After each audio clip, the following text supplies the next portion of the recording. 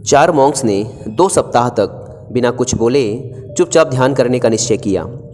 उन्होंने अपने इस अभ्यास के प्रतीक के रूप में एक मोमबत्ती जलाई, जो कि उन्हें हर वक्त यह याद दिलाती रहे कि उन्हें बिना कुछ बोले बस ध्यान करना है। इसके बाद उन मॉन्क्स ने ध्यान करना शुरू किया। पहले दिन की रात होते होते मोमबत्ती टिमटिमाई और फिर बुझ गई। यह देखते ही पहले मॉन्क ने कहा, अरे नहीं, यह मोमबत्ती तो बुझ गई। दूसरे मॉन्क ने कहा, हमें बात नहीं करनी चाहिए, हमने कुछ भी ना बोलने की कसम खाई थी। तीसरे मॉन्क ने कहा, तुम दोनों को बोलने की क्या ज़रूरत थी। चौथा मॉन्क हंसा और बोला, हा हा हा, मैं अकेला हूँ जिसने बात नहीं की। दोस्तों, उन सभी के बोलने के अपने अलग अलग कारण थे, लेकिन चारों में से प्रत्येक ने बिना कुछ सोचे तुरंत ही अपने विचार रख दिए।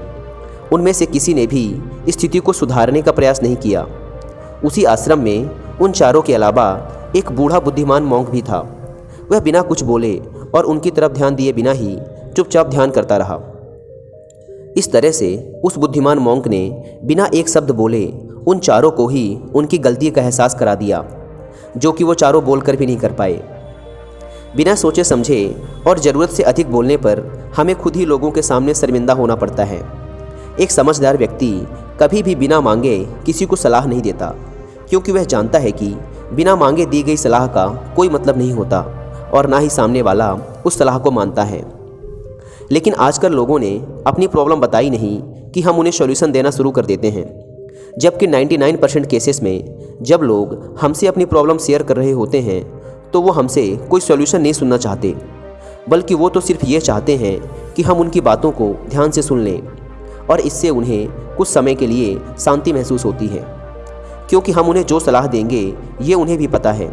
हर इंसान को पता होता है कि क्या सही है और क्या गलत है। इसलिए जब अगली बार हमसे कोई अपनी प्रॉब्लम शेयर करे तो हम बस उसकी बातों को ध्यान से सुने, उसे सलाह देना ना शुरू कर दें जब तक कि उसने मांगी ना हो।